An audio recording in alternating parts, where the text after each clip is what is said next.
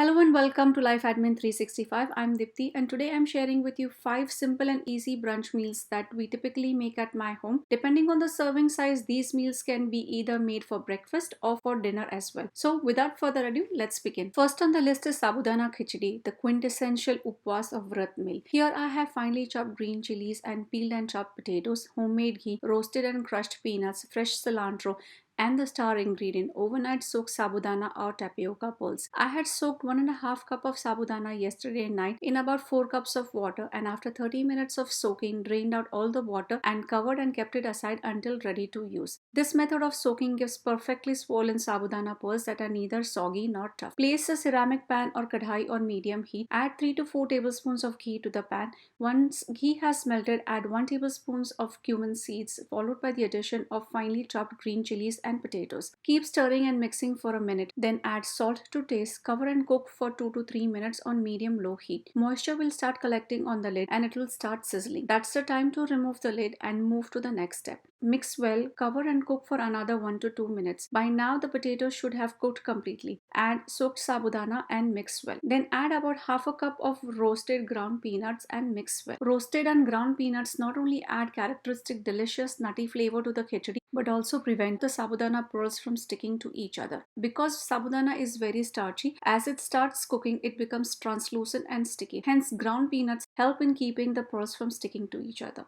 Sabudana Khichdi is ready. Barely takes 10 minutes to prepare once you have all the ingredients ready. Serve it hot by itself or with a dollop of yogurt. Next on the list is sweet potato hash, or what we call in Marathi Ratalya Kees. This is another meal that is made at our homes on fasting days. Ingredients and method of preparation are very similar to Sabudana Khichdi. The only difference being that instead of using sabudana, we use sweet potatoes. Thoroughly scrub the sweet potatoes. There is no need to peel them. Then cut them small enough to fit the chute of your food processor. Shred the sweet potatoes using the shredding disc of the food processor. You can hand grate the sweet potatoes if you prefer to use a grating box. After this, the recipe is exactly similar to the preparation of Sabudana Khichdi. Heat ghee in a pan, sputter cumin seeds, add green chilies and saute until the ghee is fragrant. Then add sweet potato shreds, salt and mix thoroughly. Cover and cook on medium heat for about 5 minutes. Uncover, add ground roasted peanuts, finely chopped cilantro and mix in thoroughly. Cover and cook for a few more minutes on medium-low heat. Uncover and mix thoroughly. And that's it.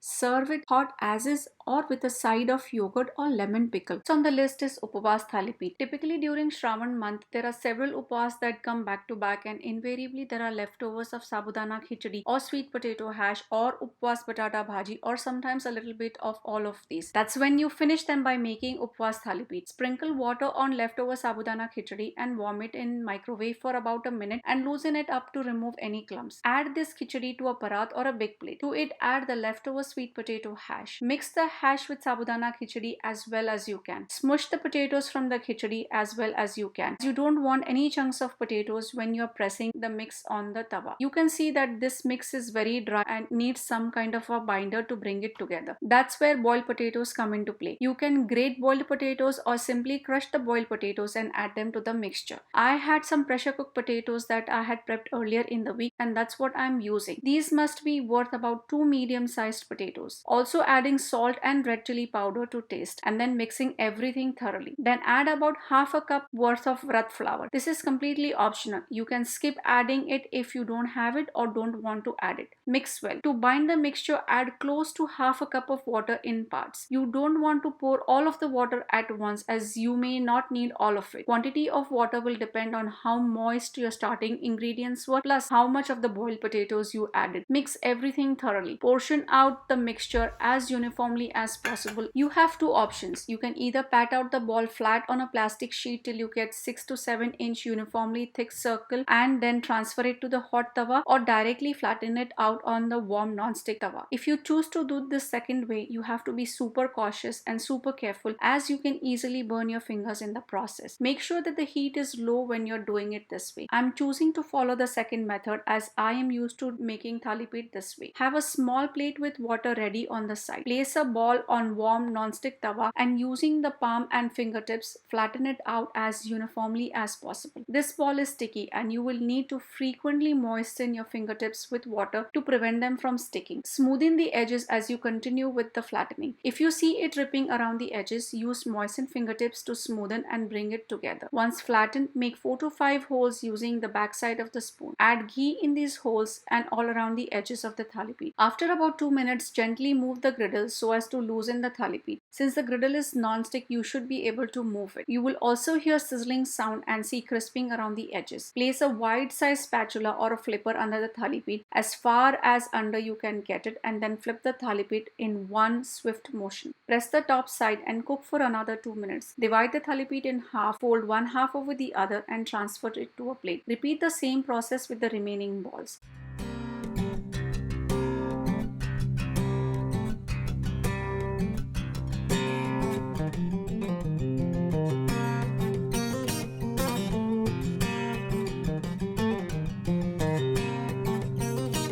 Serve hot Sabudana Thalipeeth with yogurt on the side. Next is the standard Marathi breakfast of pohe, or what we call Kande Pohe. It's definitely a brunch meal in my family because of the sheer quantity that all of us eat. Except for myself, everyone is a die-hard fan of Kande Pohe. Here I have 3 cups of soaked pohe. Measure out 3 cups of pohe in a bowl, then wash them with water for a minute or so. Drain away the liquid and keep them aside until you prepare the other ingredients. Next is 1 cup of chopped onions. I chopped a jumbo-sized onion and I got about 3 cups worth of it. Saved about 2 cups in an airtight container in the refrigerator for later use, and I will be using close to 1 cup for pohe preparation. Next is 1.5 cups of peeled and chopped potatoes. We like our pohe with lots of potatoes. Almost every bite should have a piece of potato in it. That's why I use 2 medium-sized potatoes. Peel them and chop them into medium thick pieces. Next is half a lemon. Then there are 6 finely chopped green chilies. Then there are 8 to 10 fresh curry leaves, then finely chopped cilantro to be used in tadka as well as a garnish, and my secret ingredient, finely grated fresh ginger. Use a handheld grater to grate 2 inches of ginger root. Using ginger is my Vahini's secret tip. Only simple seasoning ingredients are used for the tadka: whole black mustard seeds, cumin seeds, hing and turmeric.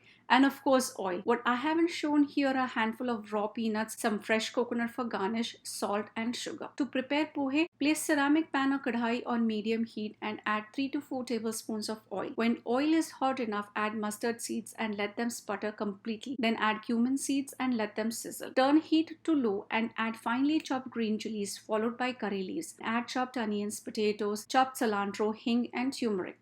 Mix everything well until all the spices and flavoring are uniformly dispersed. Cover and turn the heat to medium-low and cook covered for about 3 to 4 minutes. Uncover, mix well, add salt, finely grated ginger and handful of peanuts. Mix once more to distribute the flavorings uniformly.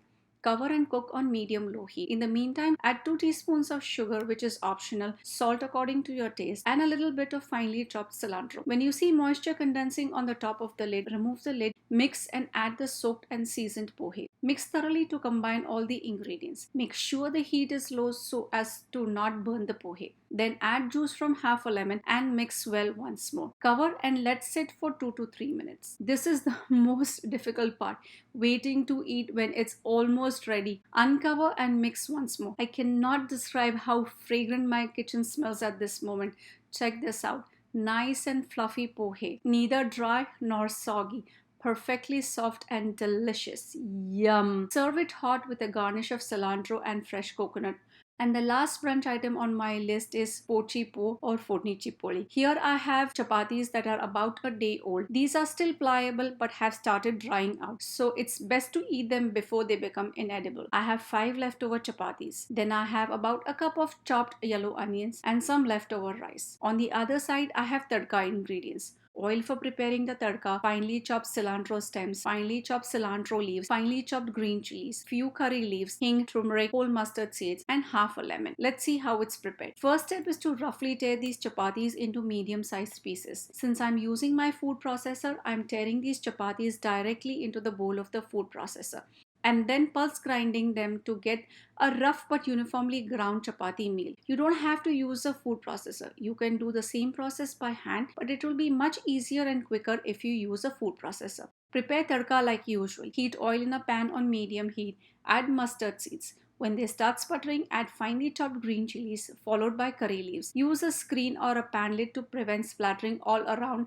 or on you. Lower heat and then add hing, turmeric, finely chopped cilantro stems, and about 3/4 cups of finely chopped onions. Saute masala until all the ingredients are combined. Then add the roughly ground chapati meal and leftover rice. If you have any leftover bread ends, then at this point you can add them as well. Add salt and finely chopped cilantro and mix thoroughly until well combined. Turn off the heat, cover and let sit for good 5 minutes or so. Uncover, mix once more, and it's ready to be served. At our house, we like to eat Phodnichi Poli with yogurt, ketchup and farsan. And that's what I'm serving it with.